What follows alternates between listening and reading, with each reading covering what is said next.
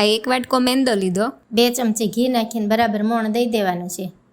હવે સારી રીતે મોણ અપાય છે એટલે આ રીતના દાબીને કેટલી વાર રાખવાનો? 10 મિનિટ ઢાંકીને રહેવા દેવાનો.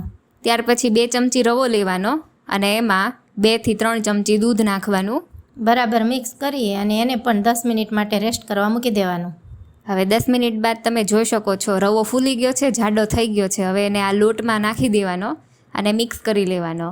હવે આપણે અહીંયા પાણી નહીં પણ દૂધથી લોટ બાંધવાનો છે, ખરું ને મમ્મી? હા, લોટ બાંધીને પાછો એને 5 થી 7 મિનિટ રહેવા દેવાનો. હવે લોટની કુણપ આવી ગઈ છે. મીડિયમ સાઇઝનું લુવું લઈશું અને એને ચપટો પેંડા જેવો શેપ આપીને આગળ અને પાછળ કાંટાવાળી ચમચીની મદદથી કાણા પાડી લેવાના. હા, અને મીડિયમ ગેસ ઉપર આપણે આ છે લુવા એ તળી લઈશું. આગળ ને પાછળ ગોલ્ડન બ્રાઉન શેડ આવે એ રીતના તળી લેવાના છે, જેથી કરીને લોટ પણ બરાબર અંદરથી બફાઈ જાય. બરાબર ને મમ્મી? હા.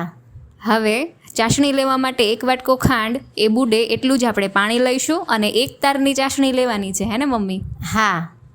હવે આ રીતના ચાસણી લેવાઈ જાય એટલે પેંડાને આપણે ફક્ત કોટીને જ કરવાનું છે, બોળી નથી રાખવાના. અને થાળીની અંદર એક પેંડો પાથરી દઈશું અને આપણે એને સેટ થવા દઈશું. ઉપરથી થોડી ચાસણી રેડી દઈએ. તો હવે થોડી વાર બાદ ચાસણી જામી ગઈ છે, એમાં કાજુ બદામની કતરણ વડે ગાર્નિશ કરી લઈએ.